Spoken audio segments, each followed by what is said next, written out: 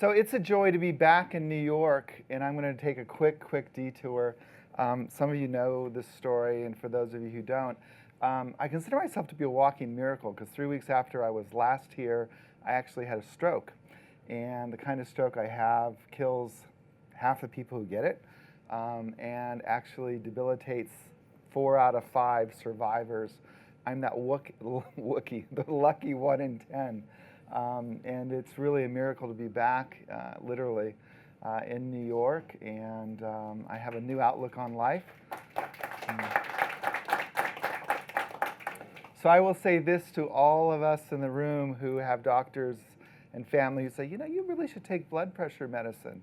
Take the medicine. It makes a difference. And it's always a joy to be back in the event space at B&H. We're going to have a very casual couple of hours together. I have a slide deck here to keep me kind of going in the direction that I want to head, but it's really important to me that you go home today with the information that you came wanting. If you have a question, feel free to ask it. And if it's going to come up later in the program, I may put the answer off. Hello. I may put the answer off, but I want you again I want to be sure that you all go home with the information you came looking for. Couple of things. This is new. On my blog, Pixelated, there is a free download you can get called the Exposure Quick Guide. And a lot of things that I'm going to talk about this afternoon are found in the Exposure Quick Guide. So you can go to my blog, Pixelated, and just in the search box, put in Exposure Quick Guide. This slide will actually come up in a few more minutes, just as a quick reminder. But you can get it as a PDF, so you can load it on your iPads. There's also a printable version that's formatted for 8.5 by 11 paper. I also want to give a quick shout out to a friend of B&H, the Rocky Mountain School of Photography. I have a flash photography workshop there coming up in July. So it's in Missoula, Montana, not Bozeman. Missoula, Montana, a really great place to be in the middle of the summer. So if you're interested in learning more and having a hands-on experience with flash photography, head to the Rocky Mountain School of Photography website, search on Flash Photography Workshop, and the details will come up. Many of you are familiar faces and are familiar with my old book, the first edition of the Speedlighter's Handbook, and I'm really proud to say not only did I survive a stroke, but I survived getting this book published. The second edition of the Speedlighter's Handbook came out last fall. If you have read the book and you're inclined to go online somewhere, Amazon, Barnes & Noble, anywhere, and write an online review, I would be really grateful if you did. Because every time a reader writes an online review, takes a couple of minutes, shares some thoughts, that enhances the visibility of the book, and other speedlighters will find the information in that book because you dedicated a couple of minutes. So enough with the advertisements. I want to get in and share with you at the outset my vision of what we're going to do today, and that is quick start guide to lighting with Canon Speedlites, really focusing upon the fundamentals of technique and focusing upon solutions that rely upon one speedlight. All right? I realize many of you have multiple speedlights, so again, if you don't think I'm heading quite in the direction you need, let me know. But in terms of this potential of speed lighting, I want to share with you an image I made. I actually made this image 2 summers ago at the Rocky Mountain School of Photography as a demonstration. Natural light shot. A lot of photographers describe themselves as being natural light shooters only. I only use natural light. I have nothing against natural light. I'm inherently lazy. If I can get a beautiful shot and express my vision with natural light, then great. It's much faster. But I'm also a dramatic shooter. I think of myself as a cinematographic shooter. And I like to impose my vision as a photographer over the scene that's in front of the camera. And that's the basis from which I've developed my speed lighting techniques through the years. So it's really simple, just knowing a couple of camera settings to go from an okay shot to something that I think is much more interesting, because now the viewer focuses upon his face. Here, the viewer is free to wander around and get distracted with every little detail in the background. Quick set shot. the way this lighting happened, there was a Speedlight on a light stand here, didn't bend over and knock it into anything, with a grid that's concentrating the light on his face. And then you see this window here. There's another window, a twin to that window behind this brick wall, and that's allowing this beautiful rim lighting, okay? So if I don't get to it later, I want you to know right now, a really easy setup with one Speedlight is to take your main light source and aim your Speedlight right at that light source and put your subject right between the two. And you'll get this beautiful sculpting of the face and figure. So let's take a look at some things that we can do with just one Speedlight. Here's a portrait I created using a Westcott Apollo softbox. I think they're downstairs. And I used it to light Naima's face, but I also angled most of the softbox behind her, so a good portion of that light hit this door behind her. Many people look at the shot and say, oh, it had to have been done with two lights, and it was just one Speedlight, and that modifier allowed me to light Naima's face and the door behind her. Here's an artist friend of mine, and I basically hard-lit him a single Speedlight on a light stand off to the right of the camera, and here's the big white reflector sheet that I hung up, and that provides this big, beautiful fill and that pushback of light.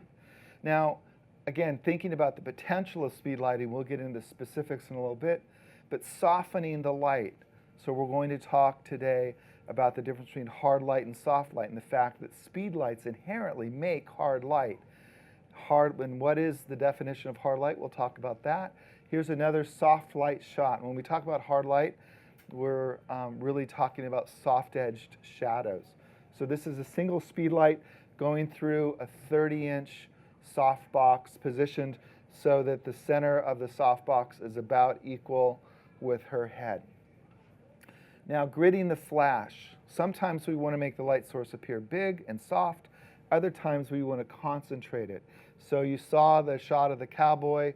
This is a coal miner that I photographed in Kentucky using a very similar technique where rather than allowing the Speedlight to fly all around the room and light up, this is actually a projection screen, very reflective.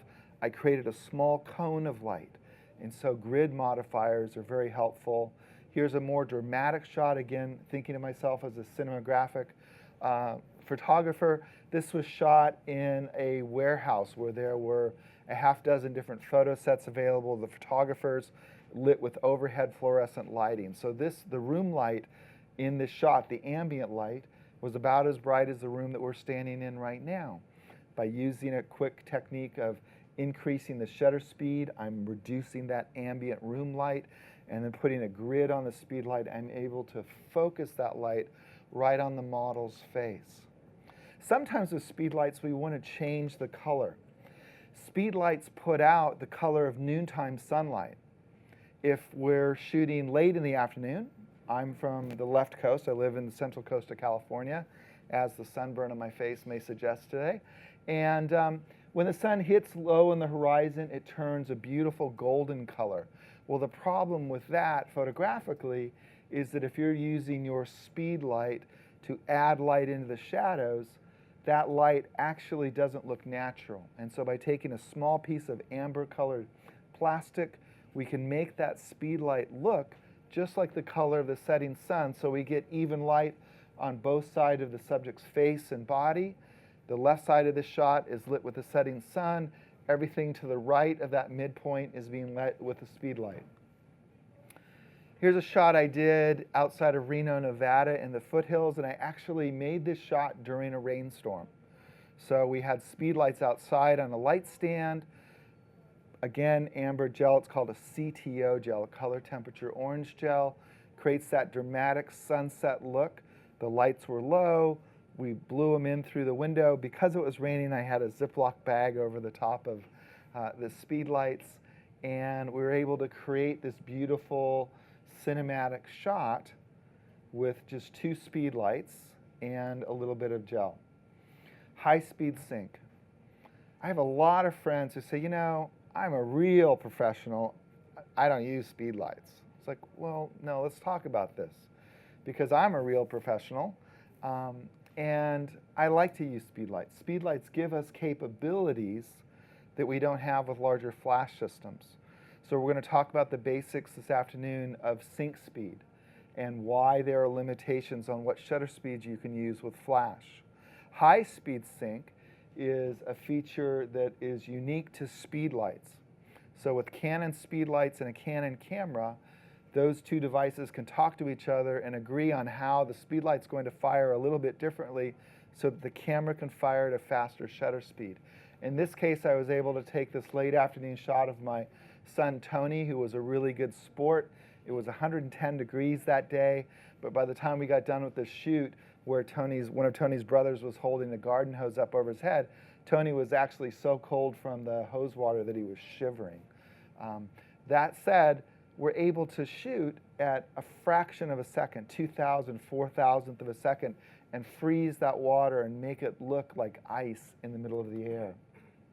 Here's another sun. I'm very good at conscripting my sons for my photo shoots. This was the shot that became the cover of the first edition of the Speedlighter's Handbook.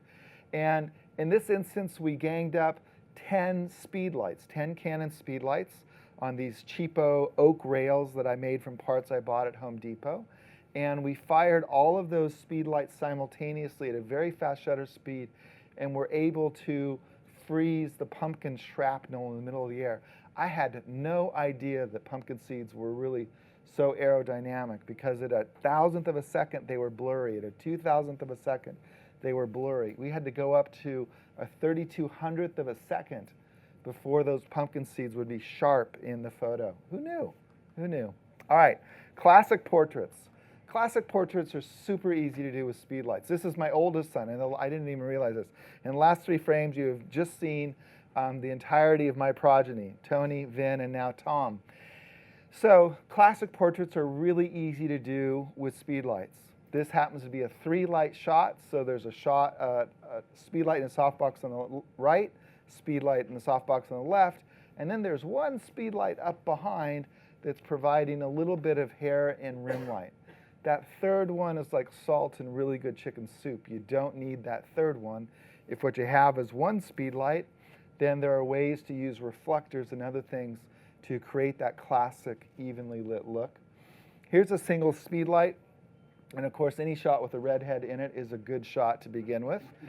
So there's a single Speedlight just off to the left. It's not modified. How do we know? Because the shadow of her hair that's crossing her eye, that hard edge shadow, indicates that there wasn't a modifier on that box, and yet there's light coming in from over here, and that's because there's a silver reflector that's catching the extra light flying in front of and behind the model and pushing it back onto her so that the camera is really seeing light coming at her from 2 directions.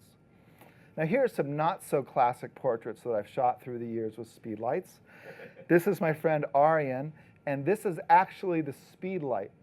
So we were goofing off at a workshop, and Arian is an incredibly creative model, and we basically parked that Speedlight on the top of his head and then put the lampshade over the top, and I controlled this Speedlight with a Speedlight that was in the hot shoe of my camera. This was pre-radio.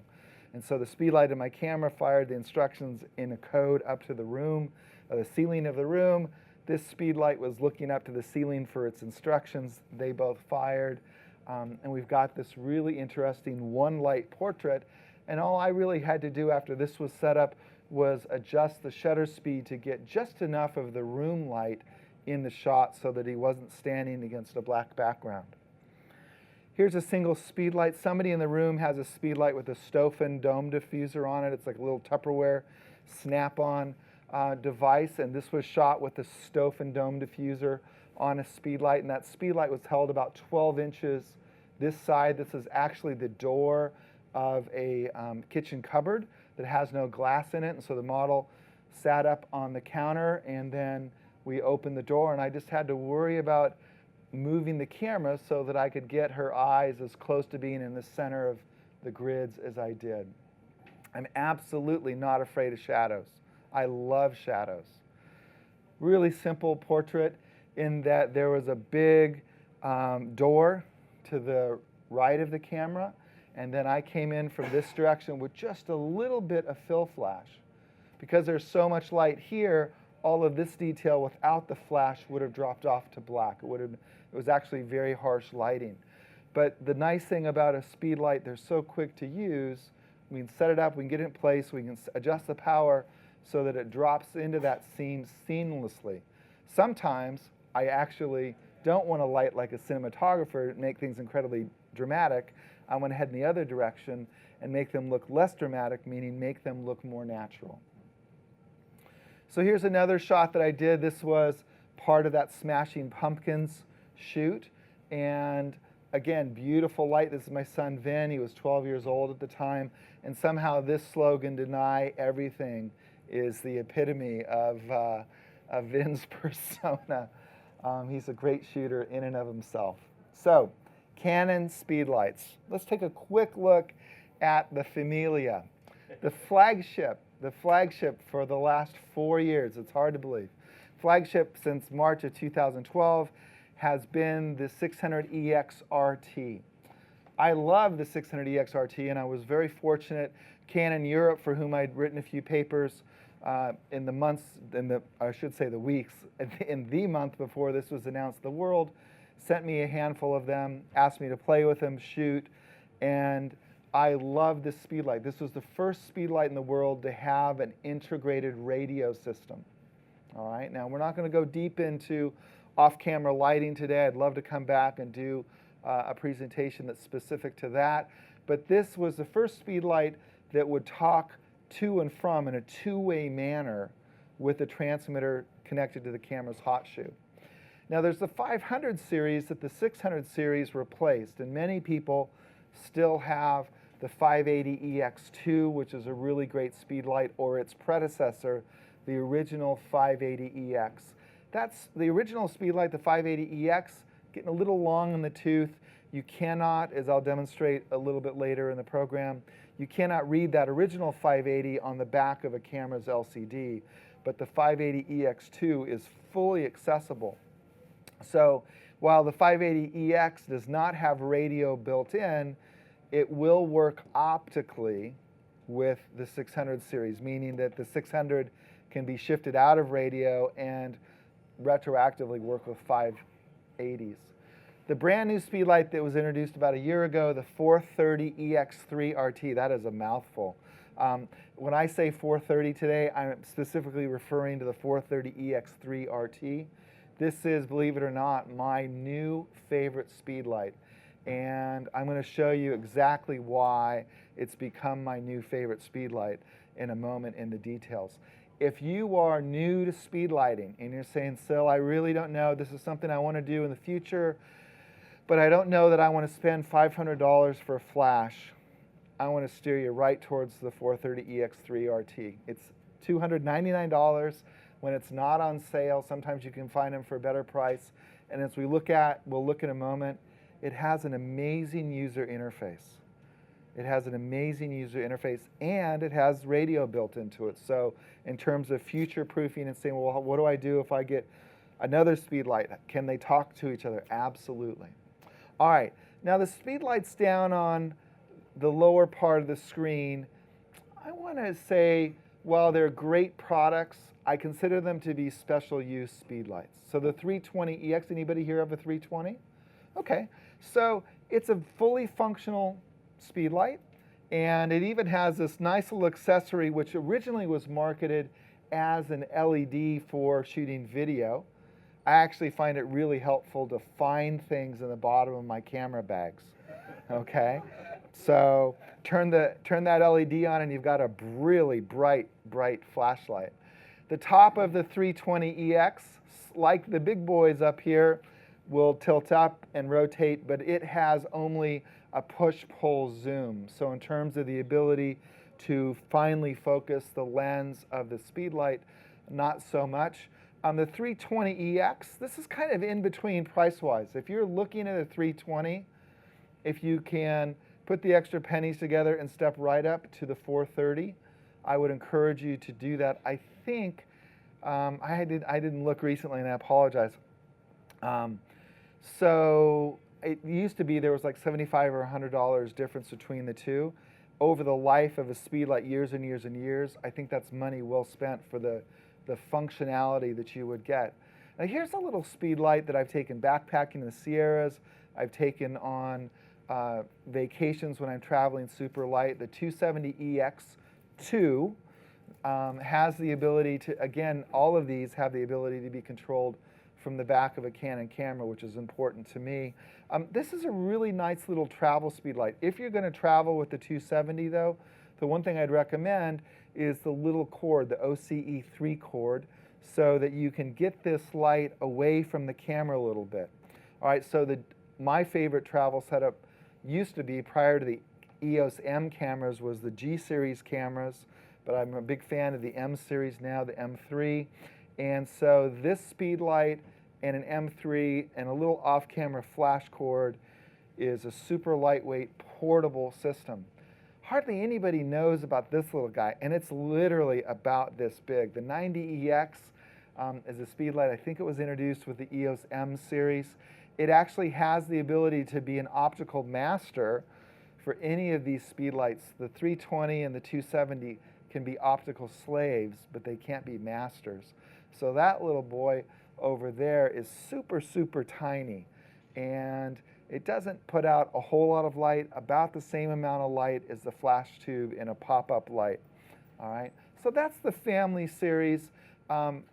Again, my new favorite, and I'm saying this as a guy who has a half dozen of the 600s, I love the user interface. Why? Because during the pressure of a shoot, no matter how much you know, at least in my world, and especially now post-stroke, there's real holes in my memory at times, but even pre-stroke, you get under the pressure of a shoot, and what you know and what you remember goes out the window. And you're sitting here smashing buttons, and you say, it's here somewhere. I'm going to show you this now. So this is a series of shots. This is the front and back of the 430 EX3 RT2. Again, from now on, I'm just going to say 430. So radio, optical, and here it is in the midst of the lineup. So the 600, the flagship, there is the 430EX, also the 430EX2, virtually the same size. And this is the new 430EX3 RT. It's smaller, all right? I love that. Anytime something is lighter and smaller, but there's something more important than its size, all right? So take a look at those pictures. If you're not familiar with the Speedlite, see if you can sort out what's missing from the new Speedlite. Oh, it's buttons. The buttons. Ding, ding, ding. All right, here we go. Take your pick. Take a handful. There you go. Don't be shy. In fact, we're going to put it right there so you make some new friends. All right, buttons. The 430EX3 has no buttons on the back. Now, I'm a guy that's a huge fan of the 600. I love the 600 because when it came out, rather than having the functionality of each button baked into it, so this button on a 430 or on a 500 series Speedlite can only be mode. This button is only sync. This button is zoom control and wireless. And that's all those buttons will do.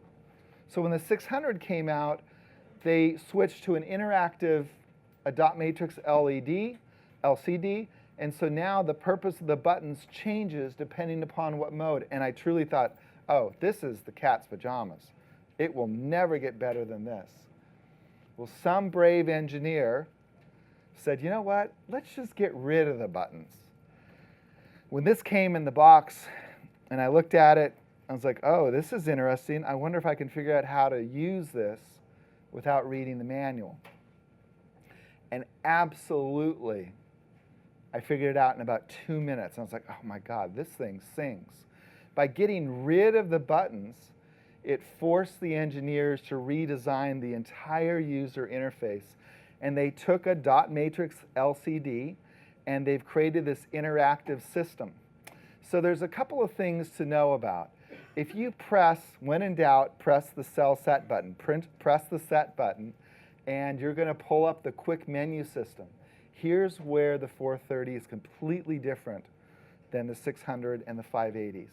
We have an entire status report about the system as a quick menu on the back of the Speedlite. So You don't have to find a button to say, I want to check mode. You just hit that button, this screen comes up. So right now it says it's in manual mode. The wireless system, the radio system is turned off. The zoom is set in automatic to match the movement of the lens, which happens to be right now zoomed to 35 millimeters. This is sync, so it's in first curtain sync. And because it's in manual mode, I'm setting the power, and I have the power dialed to 128th. I love the fact that I can push one button and get all of that info in just a moment. So as I said, there's mode, wireless, zoom, sync, power. Now, there's a completely different way to navigate this. If you didn't like that simple system, Canon took the 4 most used features and put them on what's now a rocker switch. All right, so they call this the control key system. So if you know you want to change zoom, you don't have to push set and scroll through the screens, which I'm perfectly happy to do. You can just rock that button forward under zoom, and now the zoom menu comes up. Flash exposure compensation, the wireless system, and mode.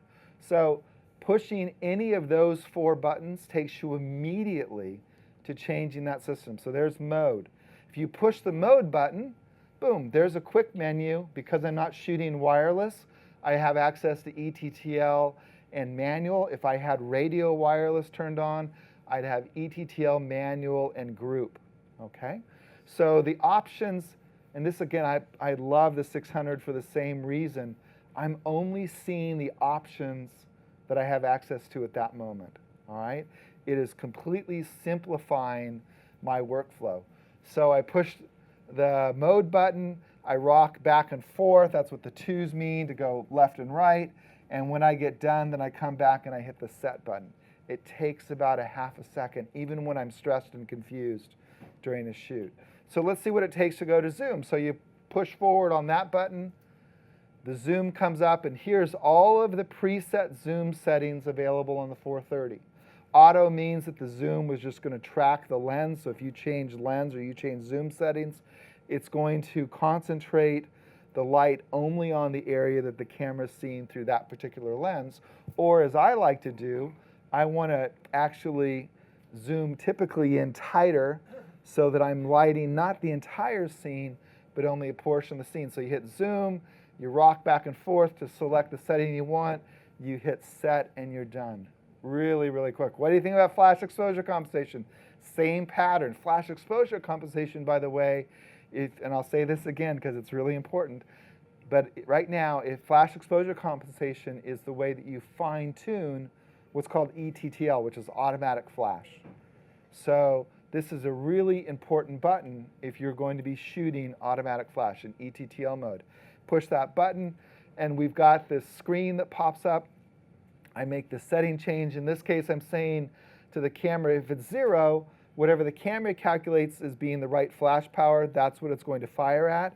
But because I've applied flash exposure compensation, and here -2, minus this way plus that way, see the little signs right there and there.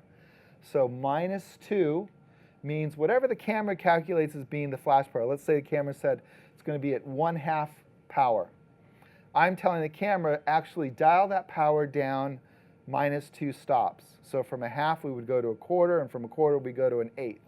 So the camera calculates half, it's firing at eighth.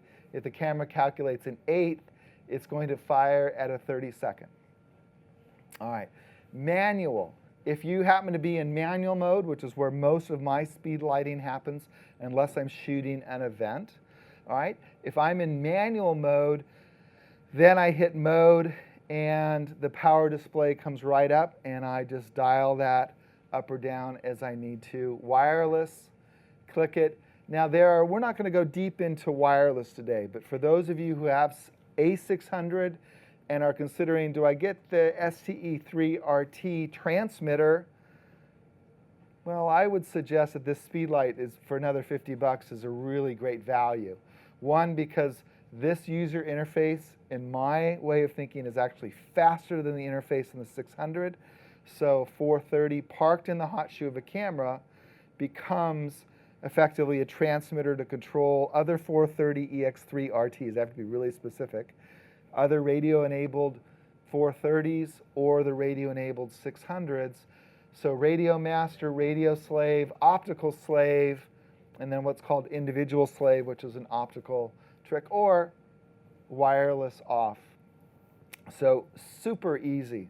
If you're frustrated because you're trying to do wireless on a 580, all right, go back on the B&H channel and look at old presentations I've done where I talk about optical wireless and how to decode that system. It's very, very cryptic. The 600 in radio or in optical made that super easy compared to the 580s. And now the 430, the new 430 is making the 600 look like, you know, it's a little bit harder to control. So here I'm selecting Radio Master, and now, as I mentioned earlier, when I hit mode under Radio Master, the LCD is showing me an option that is available now that wasn't available earlier. All right, and by the way, this may be the only window I have to talk about it today.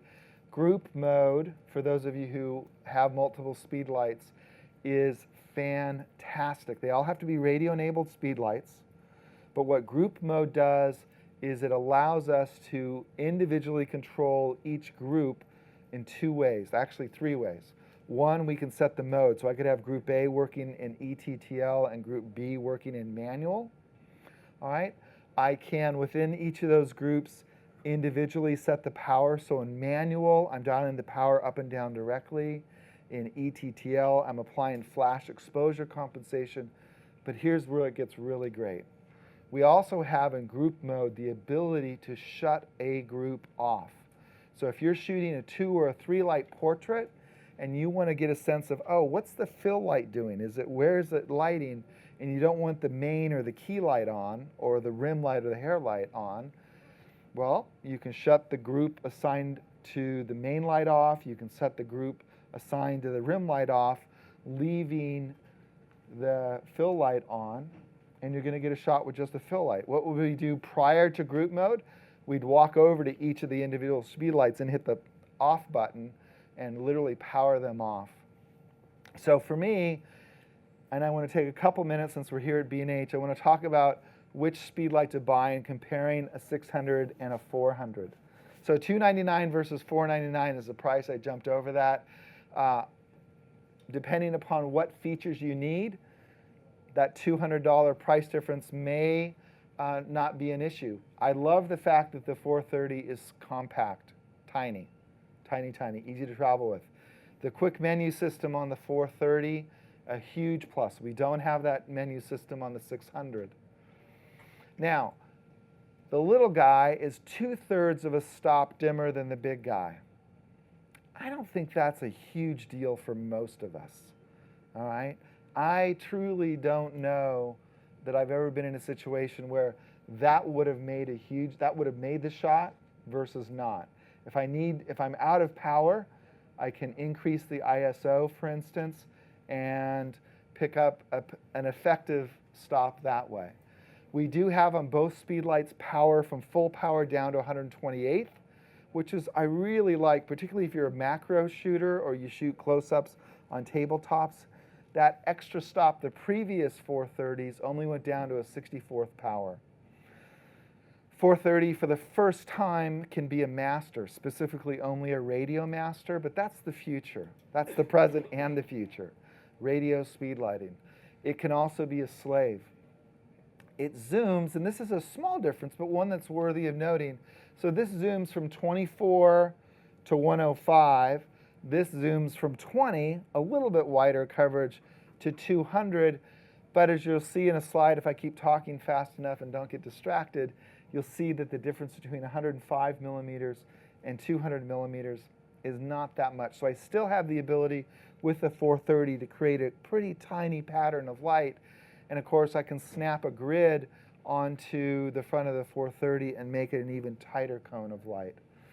So the 430 swivels 180 degrees to the right, 150 degrees to the left, where the 600 goes 180 degrees in both directions. A very small point, not having that little bit of coverage on my back left quadrant. I don't know that I've ever run into a situation where that was a deal killer. This guy includes a little dome diffuser, a little CTO, amber filter. It's nice. You know, I don't think they cost me anything. But if you don't get those, it's okay. Optical slave, as I mentioned, in contrast to radio slave. So this can work with the 580s as a master or your pop-up flash as a master, but this cannot be an optical master. And again, if you want to know more about the difference between optical and radio, I've spoken here at B&H a number of times about those systems. No external metering modes on the 430. You know, that's basically a nice professional and very specialized feature on the 600 that only my friends who are really aggressive wedding shooters find a use for. So the fact that I don't have external manual, external auto over here, not a deal killer. Multi-mode is stroboscopic, so that's where we turn our speedlights into a disco ball if you're trying to shoot like the shot of a ping pong ball bouncing across a table. The fact that I don't have multi-mode on the 430, absolutely not an issue. It seems to me like the only time I use multi-mode is when I'm writing a new book on speedlighting and I need to write about multi-mode. It's really not part of my repertoire. No external PowerPoint. Now this is something to stop and think about. If you are an event shooter, this may be a deal killer for the 430 EX3 RT. Because if you're an event shooter and you want to be able to go for 2 or 3 hours and shoot 2,000 or 3,000 shots, and you want really fast recycle times, you should get an external power pack. So here at B&H, the Bolt packs that run off of, you put 8 AA batteries in them, very, very helpful. All right, so if you're an event shooter, you shoot weddings, you shoot press events or whatever, any kind of situation where you want to go and have it recycle again and again and again, much faster than using just the internal batteries, that may be a consideration. But if you're not jumping into those right away, then I think the fact that it doesn't have a power port is not really an issue. No PC sync port. That's what literally hides down under that little cover. What that means, so if memory serves, this is Pronto Compur. This is ancient technology in terms of ways that even with view camera lenses, we would enable them to fire studio strobe lights and that sort of thing. With the 580EX2 and the 600 series, we have this little port that enables us to attach other kinds of devices that will fire the flash independently of the built-in Canon systems. I think the only time I've used that, again, is when I'm writing a speedlighting book, but other photographers have found it to be helpful. There are also slaves that will drop under the hot shoe of the Speedlight, so I guess we have parity on that regard. Foot not weather sealed. Well, I'm a fair weather photographer. If there's a little bit of rain coming down, I'm heading indoors anyway, all right? Or we're getting out the reflective umbrellas and standing underneath them. But if you're a sports shooter or a news shooter or a wildlife shooter, all right, or just somebody who likes to hang out and get wet, then that may be an issue. And what I'm talking about is that little weather seal right down there. The 600 actually, when you lock it onto the Speedlight, pulls the Speedlight down and compresses this rubber seal. It's not waterproof. You're not going scuba diving with this rig. But if you're out in a heavy drizzle, then you've got a tight electrical connection, okay? Where here on the 430, we don't have that rubber seal. Not a deal killer for me. So $299, here are the big points: compact size, the quick menu system, totally for me. I fell in love with as soon as I figured out how to use it, which took 2 minutes.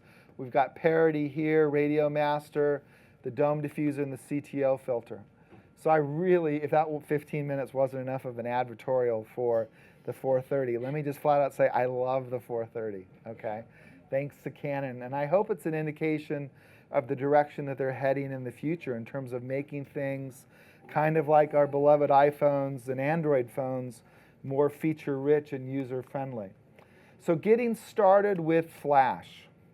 If you're new to flash photography, and even if you're not, I want to go through this fundamental reminder.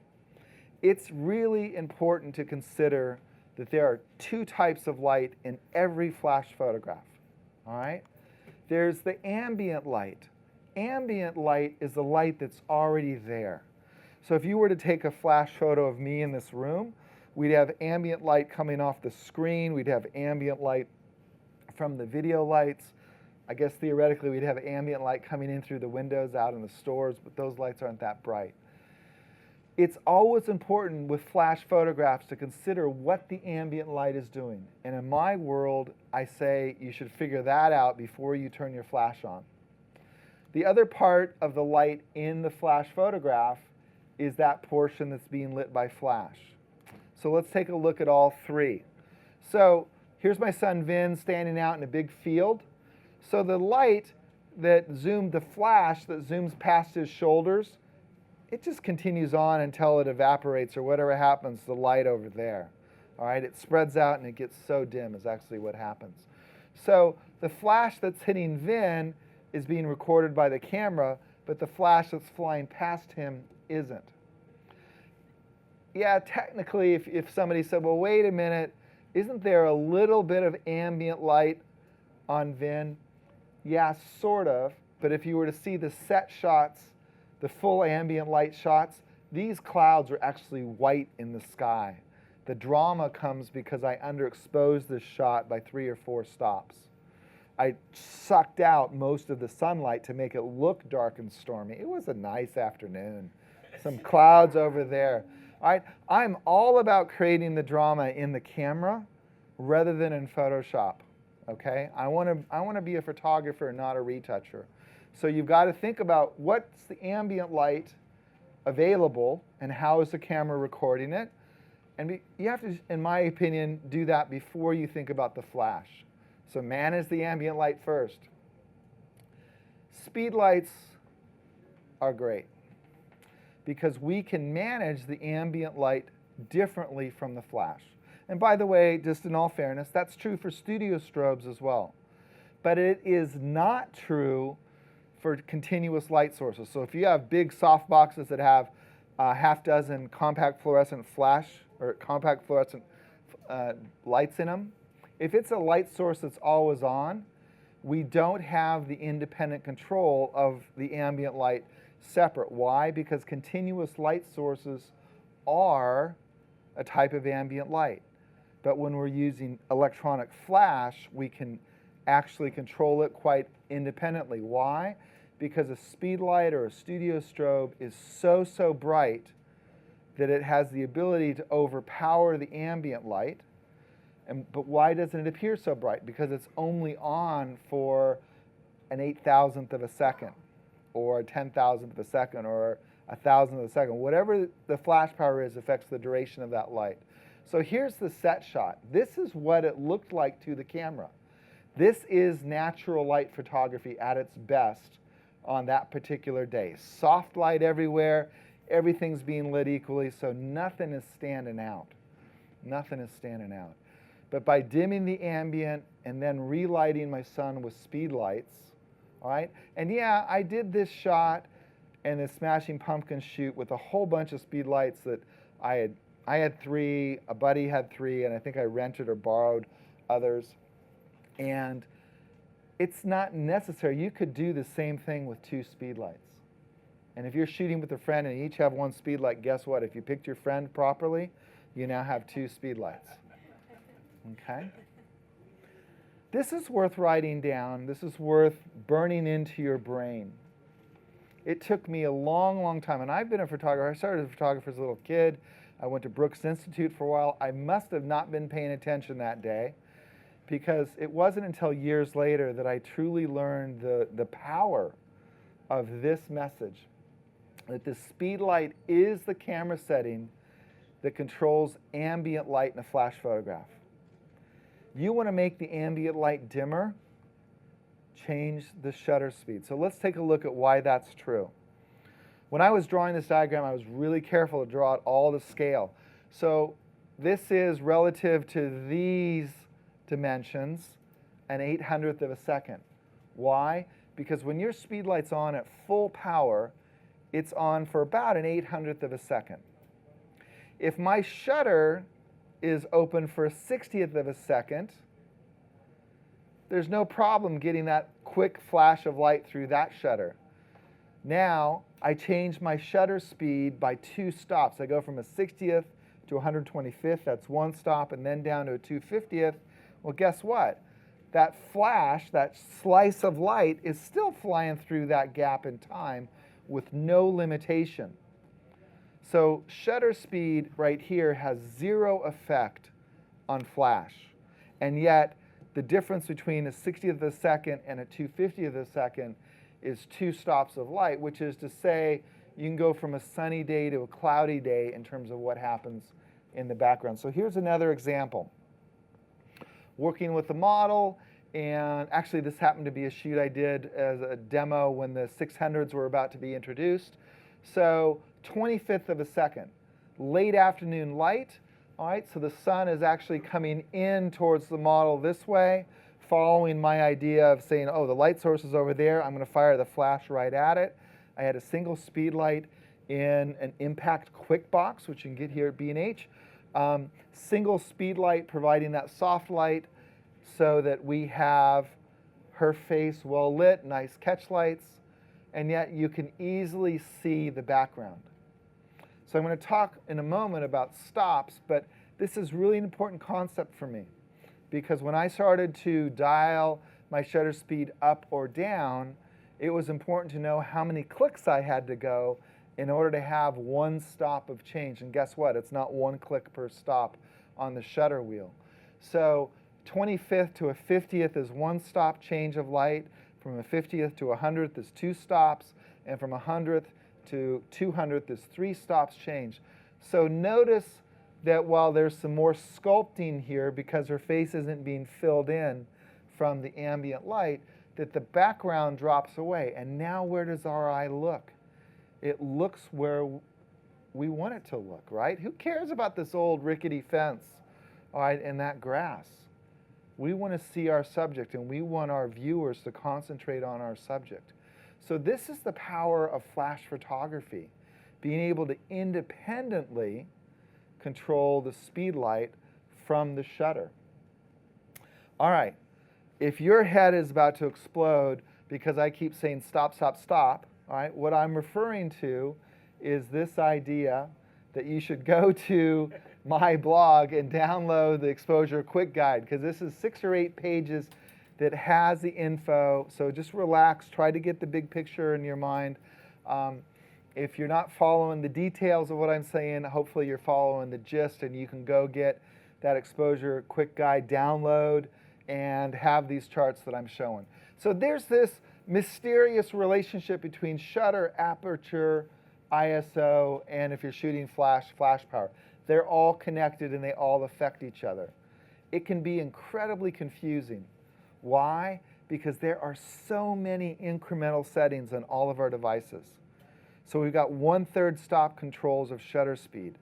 So if you go from 125th to 160th, you go, well, that sounds like a lot. It's an eensy-beensy little change. If you go from 160th to a 200th of a second, that sounds like a lot. No, that's another eensy-beensy change. Well, certainly from 125th to 200th of a second, that's a big change, because those numbers are really different. Now, that's 2/3 of a stop, and it's actually really important. So what do I mean by stopping? Anytime we change one of those exposure settings or flash power, and we double it, or we cut it in half, we've changed it by a stop. And why is it important to have this idea of a stop in our head?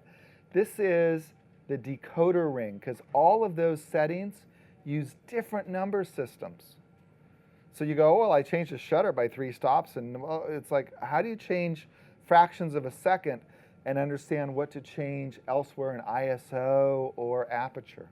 So this concept of the stop being doubling or having a camera setting, really important. Using this old meme, the crown, if I cut the crown in half, I've made a -1 stop change. If I've taken the crown and doubled it, I made a +1 stop change. So it's important to say, well, for any change in stops, you have to also consider my increasing or decreasing. But these are both 1 stop changes, a half to 1 or 1 to 2. are both one stop. So real quick, if you've got 1 crown and you change it to 4 crowns, a lot of folks would intuitively say, well, that's 4 times this, so it's 4 stops. It's actually 2 stops because, and I've already talked it through a few times, and this literally is the way that I talk myself through exposure settings out in the field. So I take whatever I'm at, if I'm doubling it, the first stop of change takes me to 2 crowns, and then you have to double this, and you get your next setting, which is 2 stops of change. As you become a super proficient photographer, or if you want to become a super proficient photographer, memorize the whole stops of shutter speed, aperture, ISO, and flash power. Whole stop increments. That chart on the download will get you there. This chart's also in the Speedlighter's Handbook. That knowledge, that ability to say, oh, 2.8 to 5.6 is 2 stops. Why is that liberating? Because when you're looking through the viewfinder rolling a wheel, there's all these numbers changing at the bottom. And unless you're the old method, before I memorized stops, was to count clicks. And you go, oh yeah, 3 clicks to a stop. 1, 2, 3, 1, 2, 3, 1, 2, 3, 1, 2, 3. Well, if you have these numbers memorized in your head, you are totally empowered then to forget and ignore all the other numbers you see in the viewfinder. On my camera's ISO, it's set so that it only goes in whole stop increments. Because if I'm changing ISO, I really don't need to fine-tune it from 100 to 125. I want to go from 100 to 200, or I'm going to go from 400 to 1600, and I want to be able to do that with as few clicks as possible. The other thing, and again, that's a free download, by the way. I'm not trying to sell you anything other than just basically pay things forward that I've learned in the past. Part of that handout has this section, which camera setting to change. This is so confusing, and we could do an entire afternoon here in the event space just talking about these decisions. All right? I covered it in the Speedlighter's Handbook, but you can take that download. And again, I think it's really important to consider there are other options, for instance, for aperture. Aperture can also control the appearance of flash power. All right? But this chart gets down to what are the most important uses for each of those settings, so be sure to look for that. Here's a simple 4-step workflow. I have a more complicated 7-step workflow, but we're not going through that today. Simple 4 steps.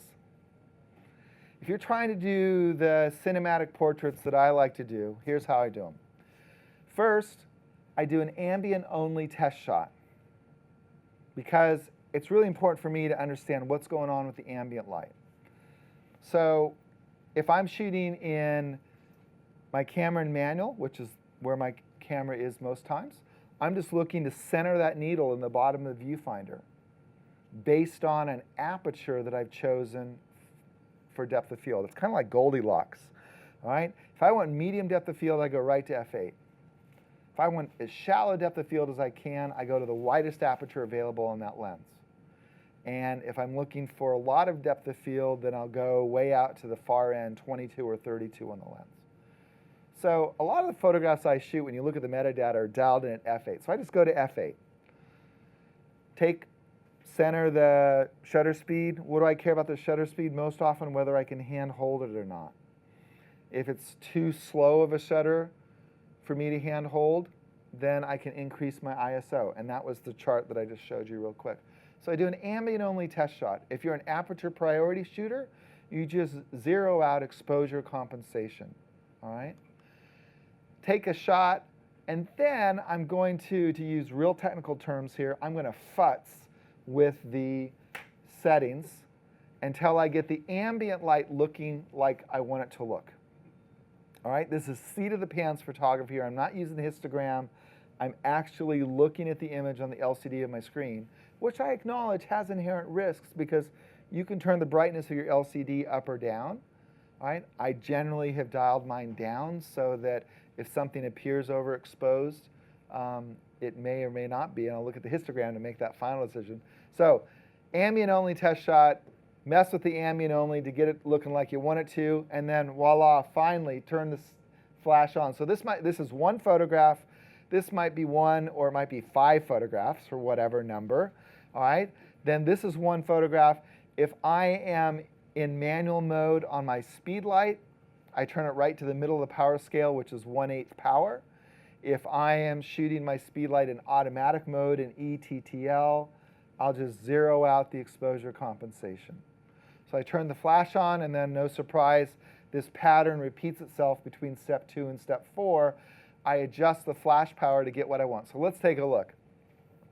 Here's my friend Tom, and Tom used to be a wrangler in Hollywood, and years ago moved up to the central coast of California, where I live in the town of Paso Robles, and now has a riding school for kids, and also takes big draft horses out, the Wells Fargo Stagecoach and the big horses, takes them out to schools around the state of California so that kids can learn about California heritage and about how the commerce of California used to travel by horse-drawn carriage.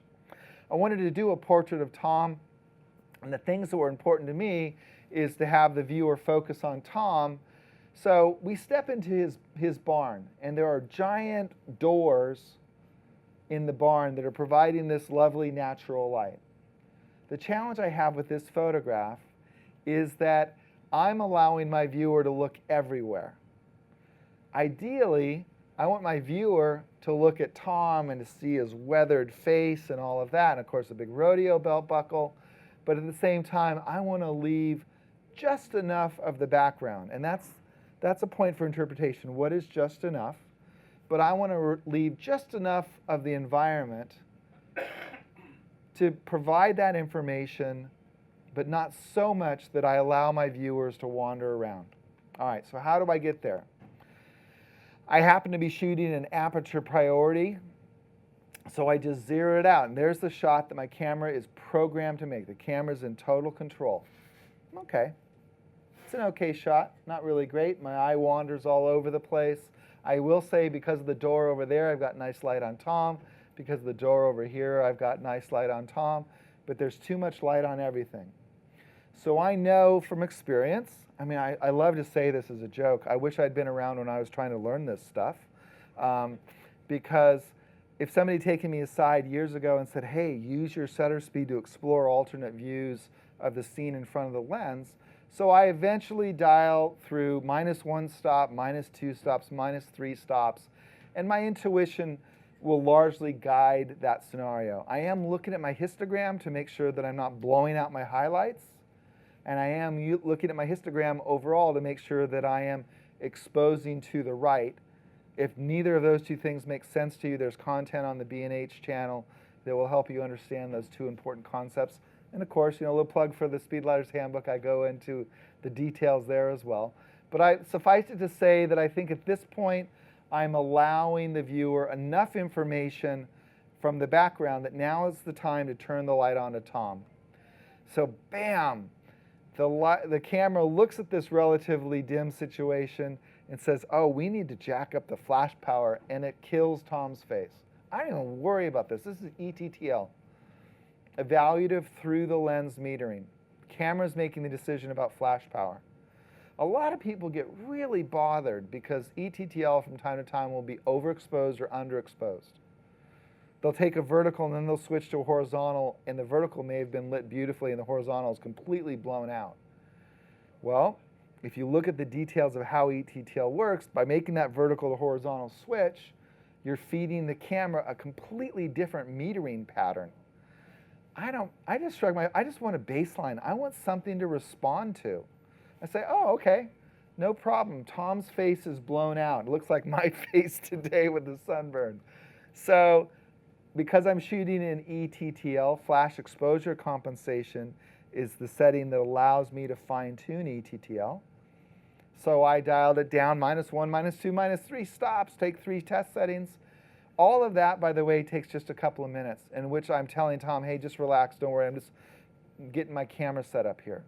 And once I have that dialed in, then I can work on expression and posturing and so on. And I literally will tell my sitters, like, just relax. Yeah, question? You're always metering and evaluative? So the question is, am I always metering and evaluative? Yes, but the kind of shooting that I do, I just want a baseline to respond to, okay? So while there is evaluative and there is average, and I have had engineer students who could explicitly tell me, you know, if the wind's blowing 32 degrees off the left-hand side and the sun is over here, here's the perfect metering pattern.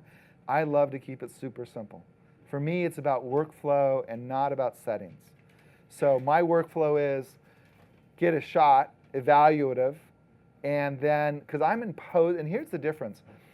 I am working in an environment where I'm not running and gunning from one person to another at an event. If you're an event photographer, there are different techniques that will speak to that, and I have been an event photographer. All right, so here we go. Simple workflow. Step A, step B. Ambient only test shot. Get the ambient light where you want it. Then mess with the flash. And again, take one test shot with a flash, and then think about what you want that flash to do. All right?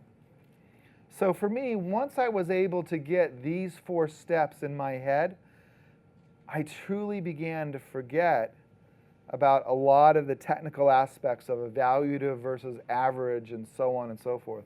My friends at Canon, I'm sure, think I'm a complete idiot because they've told me these same answers 100 times, and I don't tend to recall them. But what is important for me is knowing, okay, conceptually, what am I trying to get done here, and what do I have to do on my camera, my Speedlight, to make that happen? Now, Canonistas. We, since 2007, so this is 2016, 9 years ago, we were given a huge gift from Canon, but they forgot to tell anybody about it. All right? What's that gift? That gift is the ability to control the settings on our Speedlights from the LCD of our cameras. About 2009, I discovered it quite by accident. It's like, oh my God, this is incredible. Why? Because I was getting on in the years and my eyes were getting a little weaker, and reading those little icons in the back of my 580EX2 was pretty darn hard. And this is all about convenience and user interface. So if you have a camera model, not the year you bought it, but the year it was introduced, that was introduced from 2007, so this is the 5D2, I think is where it started, the original 7D, so the 2007 and 2012 camera models, they have a text-based menu system. This is what I used for years, and I was perfectly happy. And then with the 5D Mark III, Canon came out with this graphic quick menu. Now I'm totally addicted, because with the text system, I'm scrolling up and down to find a setting. Here, the entire system is on the screen of the camera. I don't need to find my reading glasses to say, oh yeah, I'm in group mode, this is a radio master, zoom to 24 millimeters, first curtain sync, no flash exposure compensation, no flash exposure bracketing, channel set to auto, there's the master icon, and because I'm in group mode, group A is in E-TTL, group B is in manual, group C is in E-TTL, group D has been turned off, and group E, another feature of group is that we get 5 groups rather than 3, is in manual. The fact that I can see all of that on one screen, like I said, that needle is so far up my arm, the doctors are never going to be able to take it out. I am completely addicted. All right? If you have a Canon camera with a touch screen, it's effectively like controlling your Speedlight on an iPhone, because you touch the setting you want, the options for that setting appear on screen, you touch the setting you want to change to, the menu closes down, and boom, boom, boom, you've made it change. I so hope, hello Canon, I so hope that in the future in the Pro Series cameras that I use, that we get touch screens. Anything we can do to make workflow go faster, all right, is better. Now, anybody here have the 7D Mark II? I love that camera, right? I hope you do too. One of the great things on the 7D II is that when you have a Speedlight in the hot shoe, ding, there's the right photo, and you press what normally would be the pop-up flash button. There's no Speedlight, this is the pop-up flash button. If you have a Canon Speedlight in the hot shoe and it's turned on, and you push that button, guess what? Right on the back of your camera, you have the flash control menu. If you haven't discovered that on the 7D Mark IIs, check that out. But again, you got to have a compatible speed light in the hot shoe. It has to be turned on so the camera knows that it's there. All right, I'm not going to go through and read all of this, but suffice it to say that the green cameras, all right, are the ones that have the ability to have that graphic menu. But if you've got camera or speed light that's on this screen, it is in one way or another graphically based or text based compatible with this on-camera menu control system. There is no better way. And I'll even say this, you heard how much I love the 430 and that quick control menu system. I think that's great. I think that's great. But if you can pull that up in color on the back of your camera, it's like, oh, I love color. Look at the color I'm wearing. Look at my hair. I love color. So the LCD on the back of the camera makes it that much easier. Really quickly, if you're working in the text-based system, what you want to look for, and in the earlier cameras, it used to jump around. My 5D Mark II, I think it was on yellow wrench, 3 dots, and then on the 5D3, it jumped over to the camera control menu, 1 dot. You're looking for external speed light control, all right? If you have a camera with a flash, a pop-up flash, it's going to start with flash function settings and then external speed light control. So find it and, and start playing with it. But here's where it really should exist. If you don't have a camera who has 1 button access to the menu, put it at the top of your My Menu system. So this is that little star screen over to the right that many of us never explore, but once you do, you'll never go back, because this is where you can program your most used camera settings. So for me, external speed light control is right at the top. So I hit the menu button, I'm at external speed light control. It may seem awkward because what happens now is that if you tap the shutter button halfway to focus, the menu system closes out. And you might be 3 choices into the menu system. And that may seem bothersome to you. The newer cameras, the 7D2, jump back to where you were in the menu system. The older cameras take you back to the top level of the menu and you have to make the selections. I promise you, this is true. If you do this 100 times, you'll have it memorized. You go, oh, click, click, click. At first you're looking and you're just feeling, that's technology. But once you do it and you have that muscle memory, you're going to find that is the best way to control your speed light. Now, flash power. Let's think about some of the basics of flash power. The most important thing to consider for me in choosing the mode of my speed light, because mode is all about who sets the flash power. Does the camera set the flash power of the speed light, or do I? Here's what I want you to think about. It gets down to a simple question. Is the distance between the speed light and my subject fixed or variable? Notice that I didn't say between my camera and my subject. I'm assuming that the one speed light is on a light stand. All right? If it's in your hot shoe, the same concept is still true. It's the distance between the light source and your subject that matters. If you're shooting in a circumstance, doing the kind of location portraits that I do, you are in a fixed situation. You've got a light stand and you've got your sitter, and that's not changing.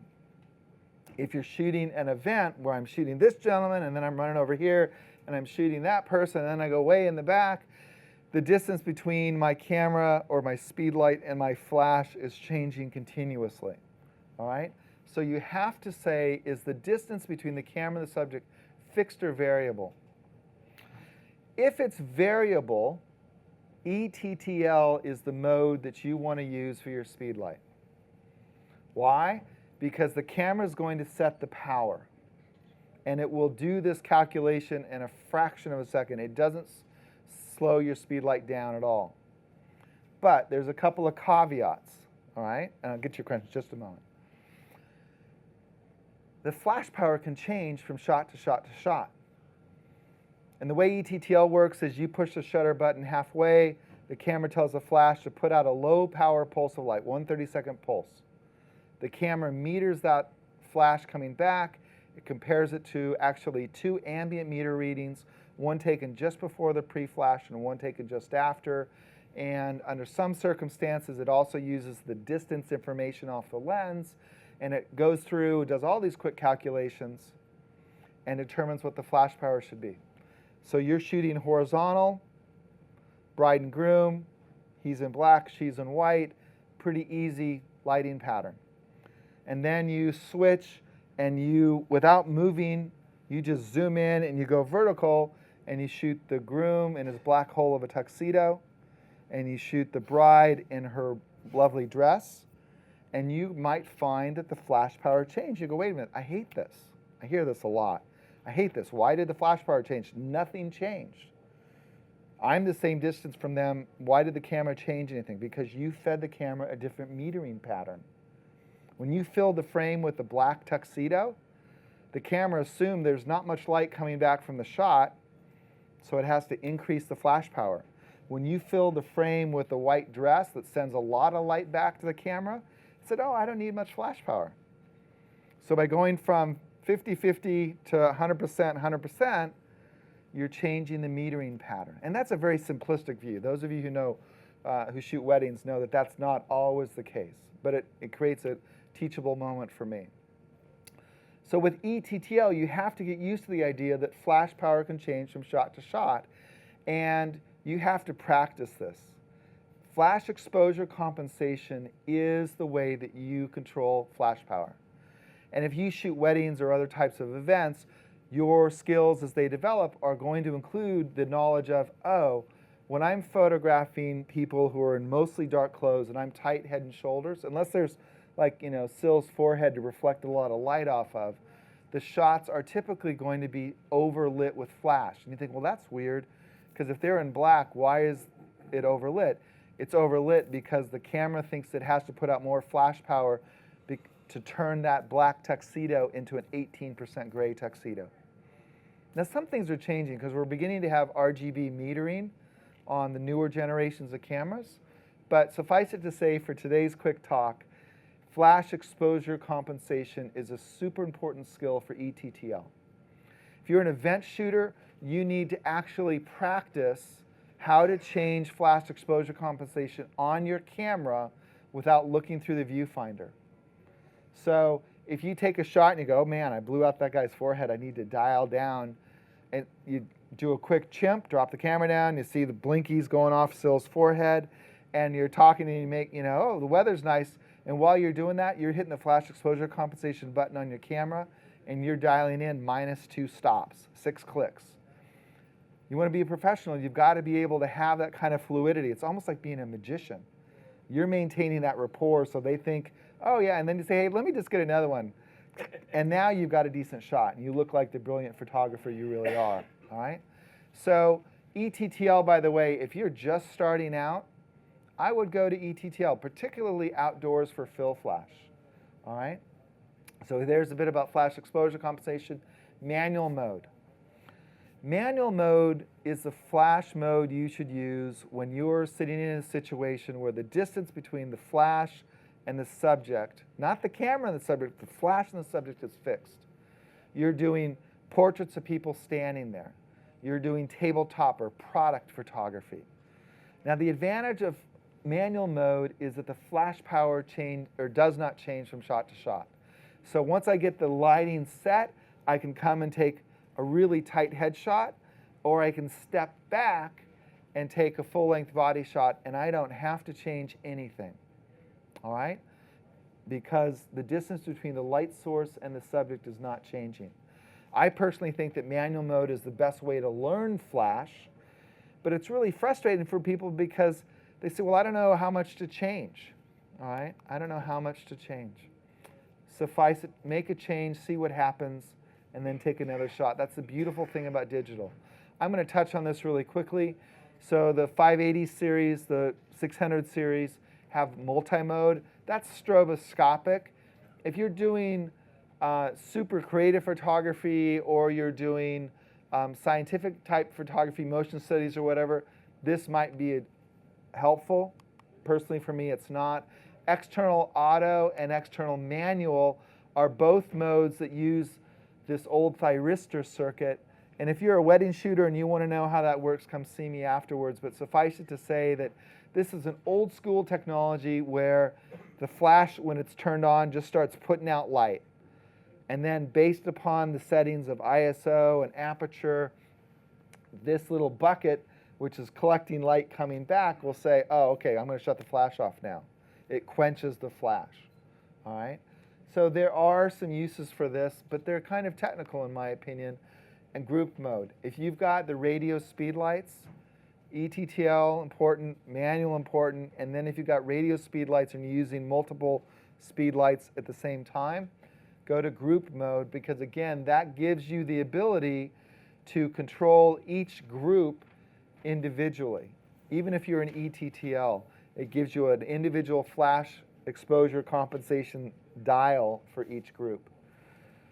Speedlight controls, we've just talked about mode. Sync is really important. We're going to talk about sync, which deals with when the flash fires. Zoom, just a quick idea or two for zoom in terms of the spread of the light. And then pan and tilt. This is a really important feature for those of us who are shooting one speedlight, especially when that one speedlight is in the hot shoe of our camera. All right, sync speeds and sync modes. Here's my friend Diallo in Santa Fe, and I'm out in the full sun. Diallo's got this crazy hair that, of course, I love, and it's so bright out there because we went to find this graffiti background, and it's like Santa Fe sunlight everywhere, so he's squinting. And I look at it, and I say, you know, I'd really like to get some light in his face. I'm at a 3200th of a second. I say, no problem. I got a speed light in my bag. So I walk over to the bag, I put the speed light in the hot shoe, I turn it on, I take another shot, and I go, for a moment I'm not Syl Arena, and I say, this is why I hate flash. Because every time I turn it on, it overexposes, it puts out too much flash. Well, it's actually not the flash power that's doing this damage. It's the shutter speed. All right? Let me say it again. It's not the flash itself, it's the shutter speed that the camera changed. Even when your camera is in manual mode, Canon camera is programmed. The circuits have to follow certain rules, and when it senses that your speed light is in the hot shoe and turned on, it has to follow what's considered the normal sync rule. So you dialed in manual mode at 3200th, but you turn on your speed light, so the camera shifts the shutter speed, again, even when the camera's in manual mode, and you think you're controlling the shutter speed, the camera changes the shutter speed to the sync speed of the camera, which if you have a crop sensor camera, a good general rule of thumb, 2/50th of a second. If you have a full sensor camera, it's 200th or slightly slower than a 200th. All right, so what do we do about this? Well, speedlights give us the ability to use a mode called high-speed sync. All right? Now, in high-speed sync, as I'll show you in a couple of slides, the camera changes the way the speedlight fires. Suffice it to say that in normal sync mode, camera puts out one big pop of light. In high-speed sync, the camera turns the speedlight on and off 30,000 times a second. For a very brief period of time, your speedlight effectively changes into a continuous light source. So now I'm able to shoot at a 3,200th of a second with fill flash. I still have squinty eyes, so that's my fault, right? I could have done the old trick 1, 2, 3 open, but then, you know, it goes the other way, not too successful. So look at the fill flash on Diallo's face. I've got the ambient light control I want, and the fill flash is putting light into the shadows. It's also putting them into the highlights, but we most noticeably see them in the shadows. All right? Now here's a quick diagram for those of you who are technical. Shutter mechanism.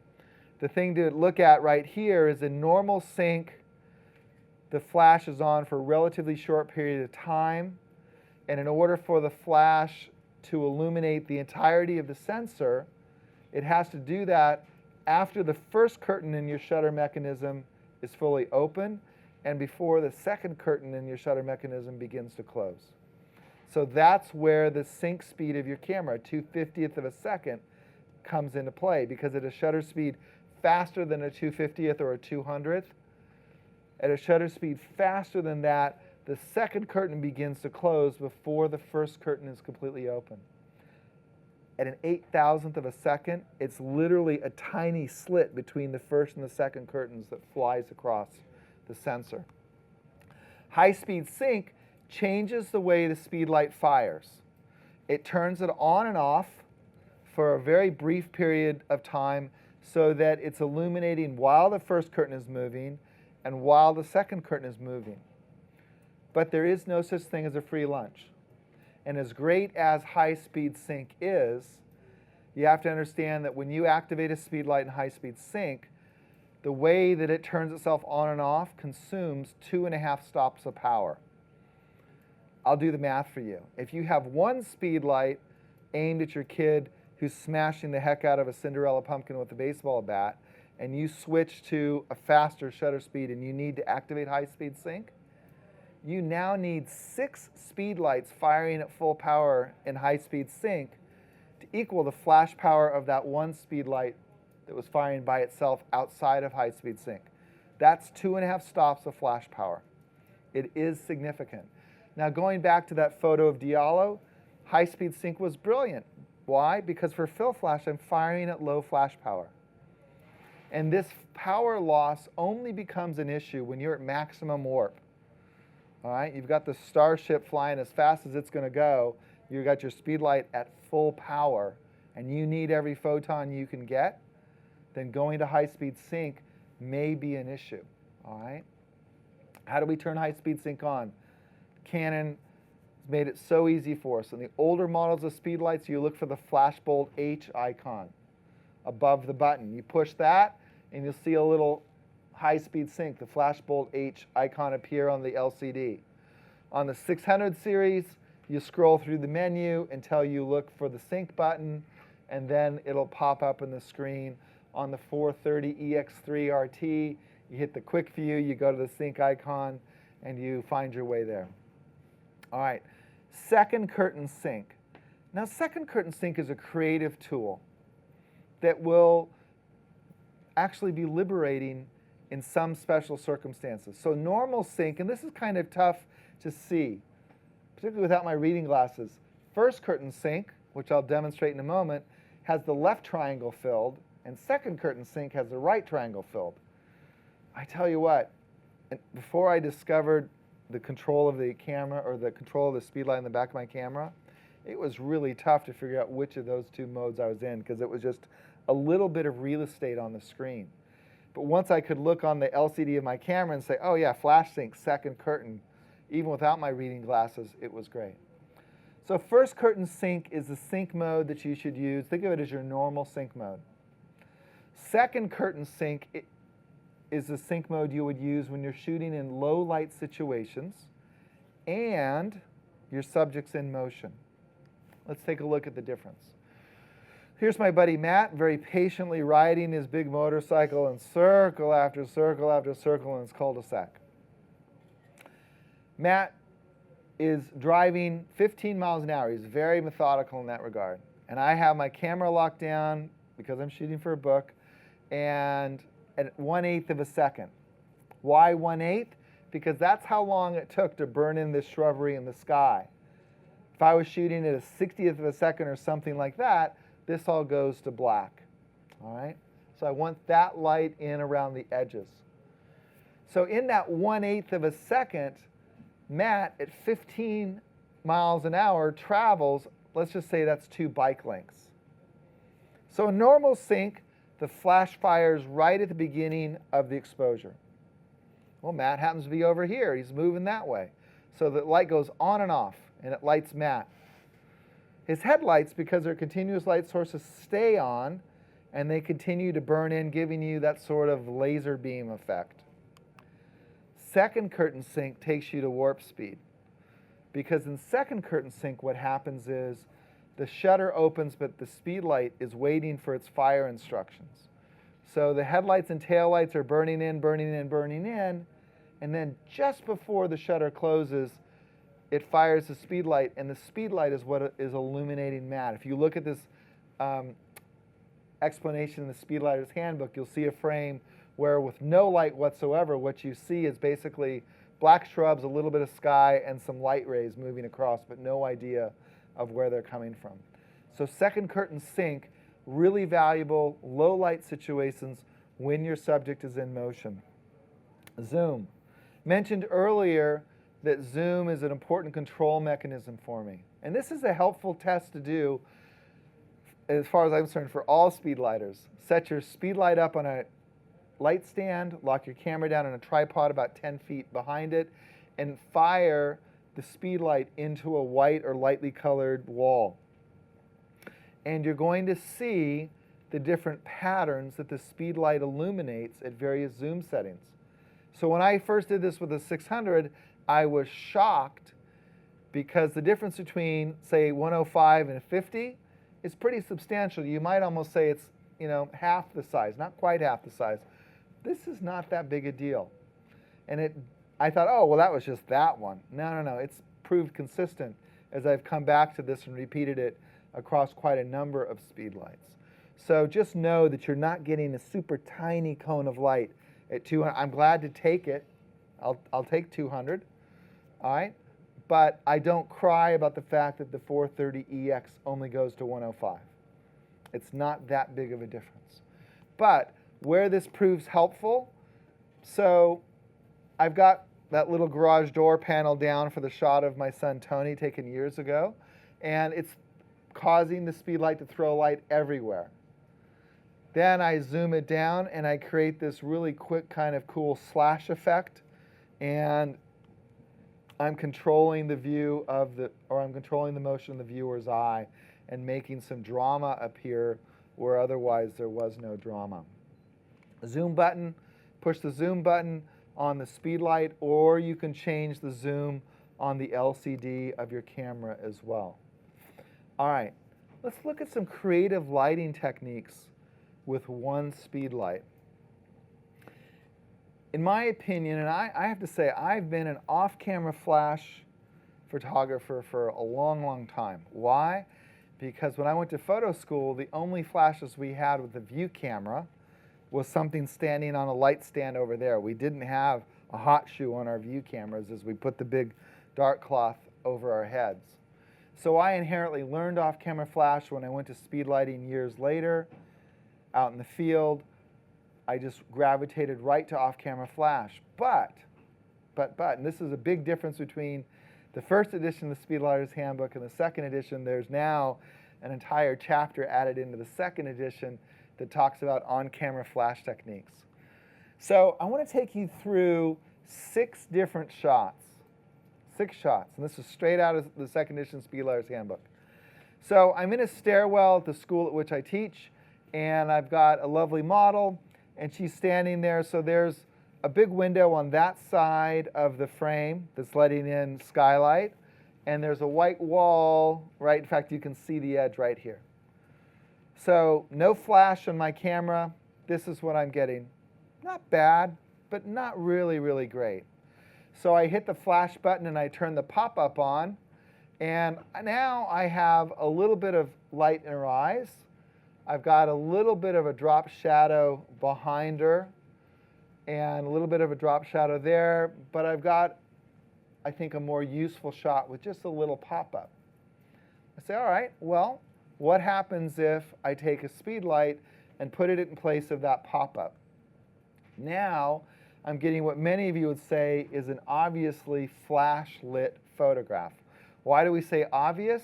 Because the highlights are brighter and the shadows are darker. There's more contrast in the shot because the Speedlight is able to put out significantly more power than the pop-up flash. So in some ways, the defects become more apparent, and you might actually say, no, I like this shot better than the Speedlight shot. I get that. I get that.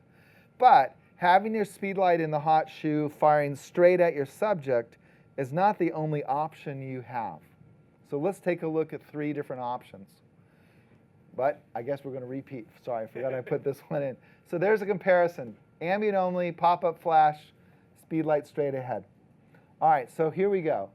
Take your Speedlight and rotate it 45 degrees to the left or 60 degrees to the left. I'm turning the head of that Speedlight, and now I'm using that adjacent wall as the light source.